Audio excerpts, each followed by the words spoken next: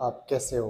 उम्मीद है आप सब अच्छे होंगे। कल अपन ने पढ़ा था कि मानव विकास की प्रक्रिया क्या है।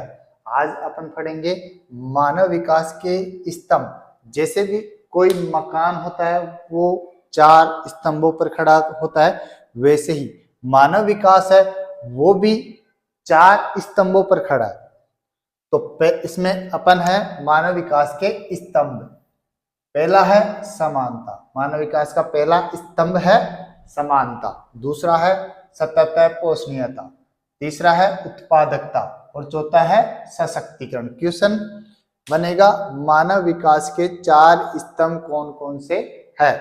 समानता, सतत पोषणीयता, उत्पादकता और सशक्तिकरण। अब अपन इन स्तंभों के बारे में डिटेल से पढ़ेंगे। तो सबसे पहला स्तंभ है समानता, कि व्यक्ति के साथ सभी क्षेत्रों में क्या होनी चाहिए? समानता, तभी किसी व्यक्ति का विकास हो सकता है। तो सबसे पहले यहां समानता का आशय प्रत्येक व्यक्ति के लिए समान अवसर उपलब्ध करवाना है। यहां समानता से आशय है कि प्रत्येक व्यक्ति के लिए सरकार समान अवसर उपलब्ध करवाएगी। लोगों को उपलब्ध अवसर में लिंग, जाति, आय। लोगों को अवसर उपलब्ध कराते समय लिंग, जाति, आय आदि में भेदभाव किए बिना सभी लोगों को समान अवसर उपलब्ध होने चाहिए। जैसे एक वापस रिपीट कर रहा हूं, समानता। यहां समानता का आशय है प्रत्येक व्यक्ति के लिए समान अवसर उपलब्ध करवाना, वो गरीब हो, अमीर हो, कैसे भी हो। लोगों को उपलब्ध अवसर लिंग, जाति, आय आदि में भेदभाव किए बिना समान अवसर उपलब्ध होने चाहिए। जैसे किसी भी देश में यह जानना जरूरी होगा कि विद्यालय छोड़े हुए अधिकांश छात्र किस वर्ग से संबंधित है। एग्जाम्पल है समानता के लिए, किसी भी देश में यह जानना रुचिकर होगा कि विद्यालय छोड़े हुए अधिकांश छात्र किस वर्ग से संबंधित है। उसके पश्चात ऐसी घटनाओं के पीछे अपन को कारणों का पता लगाना है कि वो जो छात्र विद्यालय छोड़े हैं उसके क्या कारण है। भारत में विद्यालय छोड़े हुए छात्राओं के क्या कारण है? भारत में आर्थिक सामाजिक दृष्टि से पिछड़े हुए व्यक्ति बड़ी संख्या में क्या छोड़ते हैं? विद्यालय। भारत में आर्थिक सामाजिक दृष्टि से पिछड़े हुए व्यक्ति बड़ी संख्या में विद्यालय छोड़ते हैं। इससे अपने यहाँ ज्ञात होता है कि शिक्षा तक उनकी पहुंच न होना किस प्रकार इन वर्गों के विकल्पों को क्या करता है? सीमित करता है। तो मानव विकास का जो पहला स्तंभ है वो है समानता, जो यहाँ पर क्लियर हो चुका है। इसमें जो समानता वाला है ये स्तंभ कंप्लीट हो गया। अपन नेक्स्ट पॉइंट देखते हैं, इसमें सतत पोषणीयता। सीधी सी जो इसकी परिभाषा है आपकी बुक में अलग से एक क्वेश्चन दिया हुआ है इसका, जहां से आपको बता दिया जाएगा। अपन यहाँ पे बात करते हैं सतत पोषणीयता होती क्या है। इसका आशय है अवसरों की उपलब्धता निरंतर होनी चाहिए, यानी आपके पास जो उपलब्ध अवसर है वो लगातार क्या होने चाहिए? निरंतर आपको उपलब्ध होने चाहिए। और इस पीढ़ी को और आने वाली प्रत्येक पीढ़ी को समान अवसर प्राप्त होना चाहिए, जिससे वो अपना विकास निश्चित कर सके। अपने पास उपलब्ध मानव व पर्यावरणीय संसाधनों का प्रयोग, अपने पास जो उपलब्ध मानव द्वारा निर्मित या पर्यावरण द्वारा प्राप्त उपलब्ध संसाधनों का उपयोग अपन को पर्यावरण को ध्यान में रखकर करना चाहिए। ये परिभाषा है सतत पोषणीयता, यानी अपने पास जो संसाधन उपलब्ध है वो अपने द्वारा निर्मित हो या पर्यावरण द्वारा अपन को प्राप्त हो, उनका उपयोग आने वाली पीढ़ी के बारे में सोचते हुए करना चाहिए। जैसे बालिकाओं को विद्यालय में भेजा जाना।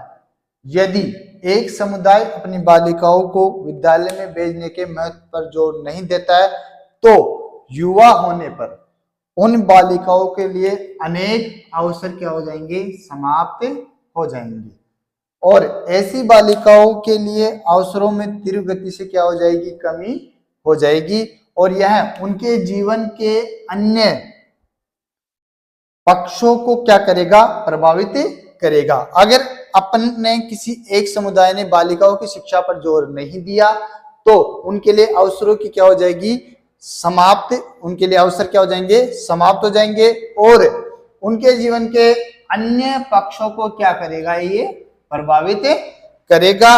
अतः प्रत्येक पीढ़ी को अपनी आने वाली पीढ़ी के लिए अवसरों और विकल्पों की उपलब्धता को क्या करना चाहिए, सुनिश्चित करना चाहिए। दूसरा टॉपिक कंप्लीट। अब अपन पढ़ेंगे इसमें मानव विकास के स्तंभ में तीसरा पॉइंट, उत्पादकता। उत्पादकता का आशय है कि मानव विकास में वृद्धि करने के लिए सबसे पहले अपन को उनकी कार्य क्षमता में क्या करनी चाहिए, वृद्धि करनी चाहिए, तभी मानव का क्या होगा, विकास होगा। लोगों में समताओं का निर्माण करके, लोगों में समताओं का निर्माण करके उनकी कार्य क्षमता में क्या करनी चाहिए, वृद्धि। उनकी उत्पादकता मतलब उनकी कार्य क्षमता में क्या करनी चाहिए, वृद्धि, जिससे उनका क्या हो सके, उचित विकास। जितनी उनकी कार्य क्षमता होगी उतना ही अधिक उनका क्या होगा, विकास होगा। अतः जन समुदाय ही किसी भी देश के वास्तविक धन होते हैं। जन समुदाय ही किसी भी देश के क्या होते हैं, वास्तविक धन होते हैं। इस प्रकार उनके ज्ञान को बढ़ाने का प्रयास अथवा उनको बेहतर चिकित्सा सुविधाएं उपलब्ध कराने से उनकी कार्य क्षमता बेहतर हो जाएगी, जिससे उनका क्या होगा, जिससे उनका उचित विकास होगा, जिससे उनका उचित विकास होगा।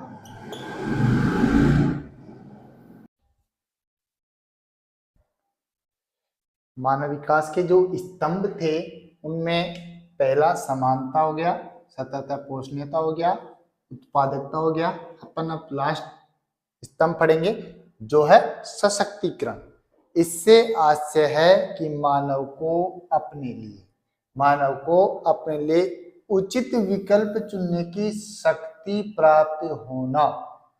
सशक्तिकरण का आशय है कि मानव को अपने लिए उचित विकल्प चुनने की शक्ति प्राप्त होना, जिससे वे अपना उचित विकास कर सके। उनके ऊपर जबरदस्ती थोपना नहीं चाहिए, मतलब उनको शक्ति प्राप्त होनी चाहिए कि वो जिस क्षेत्र में जाना चाहे वो जाए और इनके लिए उन्हें स्वतंत्रता देते हुए, इनके लिए जो शासन व्यवस्था है उन्हें क्या दे, स्वतंत्रता दे और उनकी कार्य क्षमता में क्या करे, वृद्धि करे।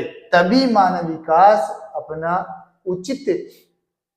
अपना उचित विकास कर सकता है और ये सब तभी हो सकता है जब देश में लोक कल्याणकारी नीतियां लागू हो और साथ साथ में ही उत्तम शासन व्यवस्था भी होनी चाहिए।